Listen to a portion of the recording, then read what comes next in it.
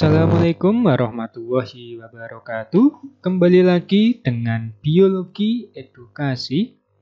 Kali ini biologi edukasi akan membahas materi kelas 10 semester pertama, yaitu tentang ciri-ciri dari fungi. Nah, seperti yang kita ketahui bahwa fungi itu dikelompokkan tersendiri dan dibedakan dengan tumbuhan tingkat tinggi. Nah, ciri-ciri fungi yang pertama, ini biasanya sering sekali muncul di soal biasanya. Yang pertama dari ciri fungi ini adalah termasuk organisme eukariotik. Eukariotik kita ketahui bahwa dia sudah memiliki membran inti sel. Kemudian selain eukariotik, fungi itu dia nanti akan menghasilkan yang namanya spora. Spora nanti digunakan sebagai perkembangbiakan dari fungi itu sendiri. Kemudian yang kedua, berbeda dengan tumbuhan yang memiliki dinding selnya itu terbentuk dari selulosa, kalau pada fungi, ciri khasnya adalah dinding sel itu komponen penyusun utamanya adalah yang dinamakan dengan zat kitin. Kemudian yang ketiga,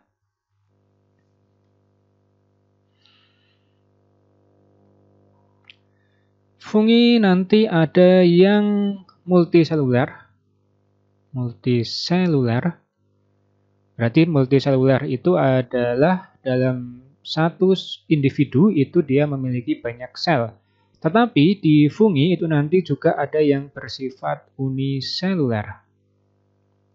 Jadi ada yang uniseluler sama multi. Contoh nanti yang uniseluler itu adalah yang dinamakan dengan Saccharomyces.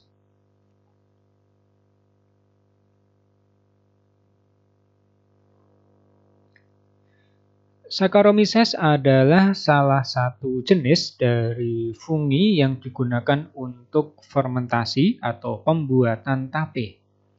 Kemudian yang keempat, setelah ini semua ada terkait dengan reproduksi. Pada fungi nanti di sini ada reproduksinya.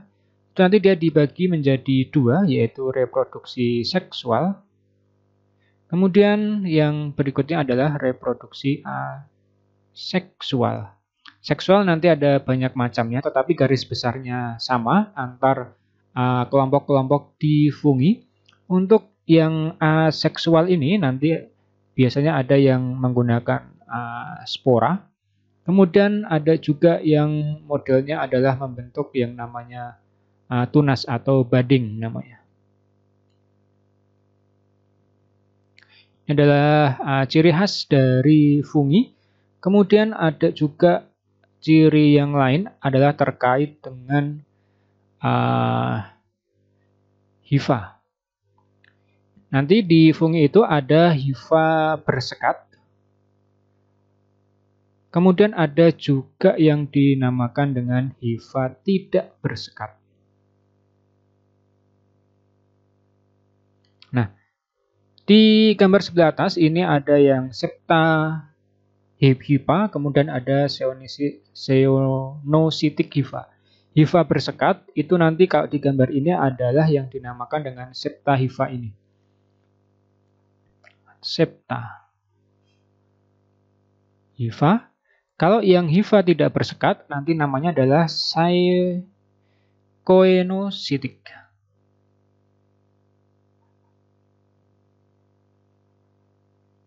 Nah, di sini ini adalah kalau kalian lihat pada jamur tempe itu kan ada kayak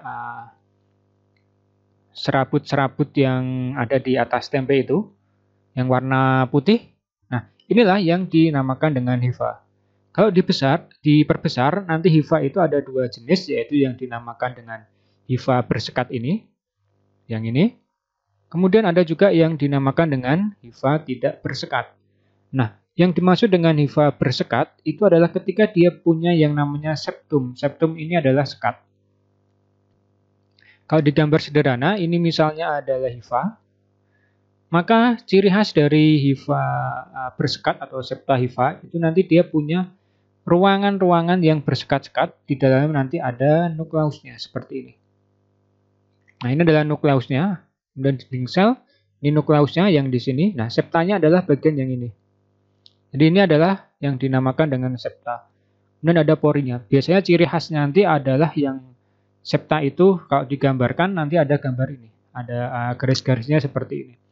Kalau yang hifa tidak bersekat atau koenositik hifa itu nanti dia tidak ada sekatnya, lurus seperti ini. Ya, kalau digambar secara sederhana maka nanti gambarnya cuma seperti ini. Nah, nanti kemudian ada nukleusnya atau inti sel tanpa ada sekat. Jadi itu yang membedakan antara hifa bersekat sama hifa tidak bersekat lah. Di fungi itu nanti ada jenis fungi yang bersekat maupun tidak bersekat. Ada spesies yang bersekat, ada yang tidak bersekat. Untuk pembagian dari fungi itu nanti ada yang dinamakan dengan zygomicota.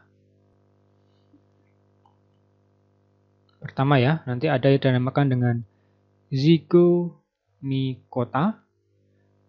Kemudian yang kedua,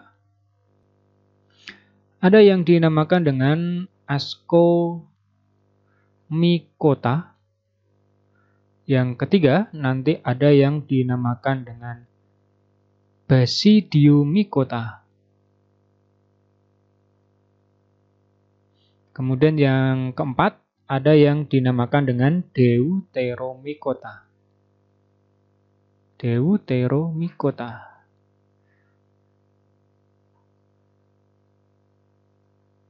Jadi ada 4 nanti yang akan kita pelajari untuk jenis-jenis fungi. Nah, di gambar bawah ini adalah salah satu jenis fungi, di mana fungi ini itu dinamakan jenis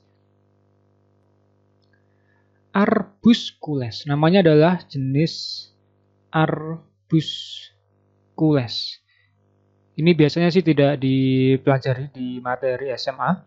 Arbuscules ini adalah jenis fungi yang dia nanti bisa bersimbiosis. Jadi adalah jenis fungi yang mampu bersimbiosis secara mutualisme dengan jenis-jenis tumbuhan, di mana pada hifa dari fungi itu nanti dia bisa masuk ke bagian dalam dari sel tumbuhan. Jadi dia bisa masuk, kemudian di sini nanti bisa terjadi yang namanya pertukaran nutrisi.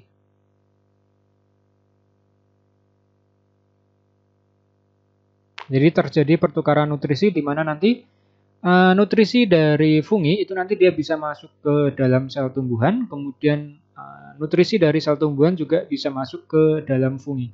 Namanya adalah simbiosisnya adalah namanya Arbuscules. Nah, bagian ini, jadi di bagian ini membran sel antara tumbuhan, membran sel tumbuhan itu nanti dia dimasuki oleh hifa dari fungi. Namanya adalah arbuscule posisinya ini. Jadi yang gambar seperti ini adalah arbusculnya yang nanti digunakan untuk transfer atau pertukaran nutrisi. Kemudian yang gambar atas ini adalah salah satu jenis, yaitu fungi jenis Saccharomyces.